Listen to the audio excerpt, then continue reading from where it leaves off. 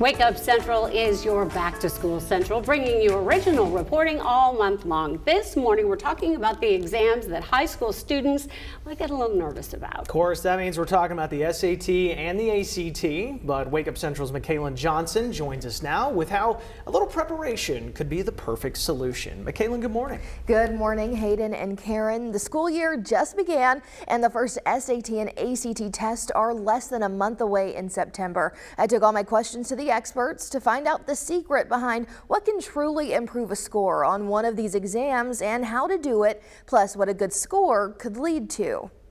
Prep actually begins very early. What's the smallest number? Young minds are hard at work prepping for the SAT and ACT. To make sure that all of our students are ready for the test. A test that isn't too far out. Most of our students are targeting the September 9th test, and then there's another one in October. We're constantly enrolling students. The SAT and ACT generally cover the same topics, measuring what a student already knows. These are not tests of a student's intelligence.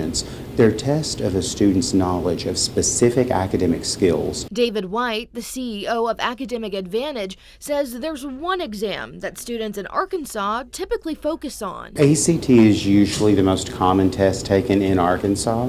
That's due in large part to the fact that that's also the test that's administered in our Arkansas public schools. A student can put all their eggs into one basket, but it's up to them. Taking the SAT, many of those are wanting to attend a college in the Northeast, Northwest that requires an SAT.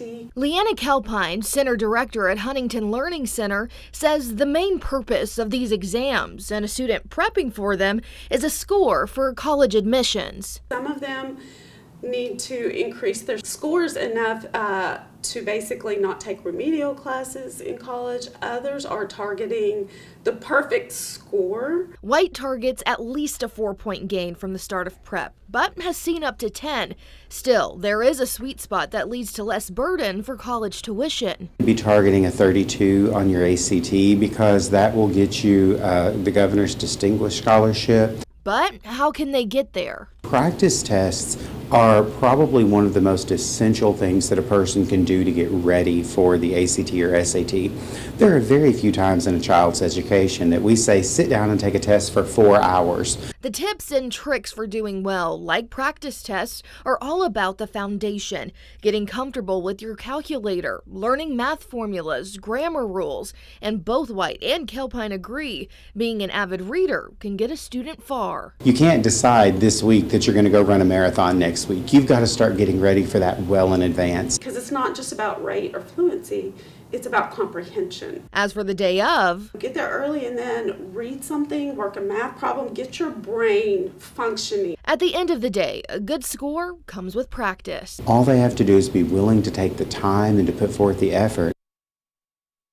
Now, David and Leanna both hit on how important a practice SAT or AC test is because it truly simulates an actual exam. So the more you practice, the more confident you're going to be as you go in. Of course, makes a lot of sense too. So how early do we need to get going? I don't think I really started prepping until maybe late sophomore year. Yeah, junior year. Better maybe. than me. I was a senior, and I was like, that's let's see what we do. And You're naturally maybe we- intelligent, so.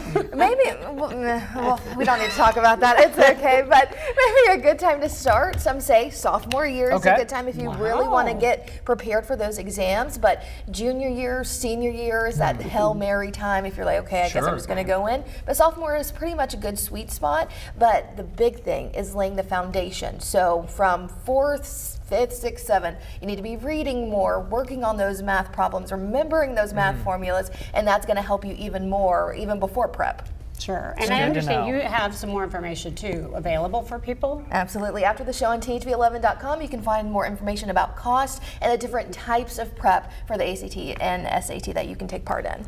Get to studying right now. Feel smart Take already. it again. I'm 32 now. Oh, Maybe I'd I'll love make to a see 32. that. Please make it take it again. That would be great. 35, 36.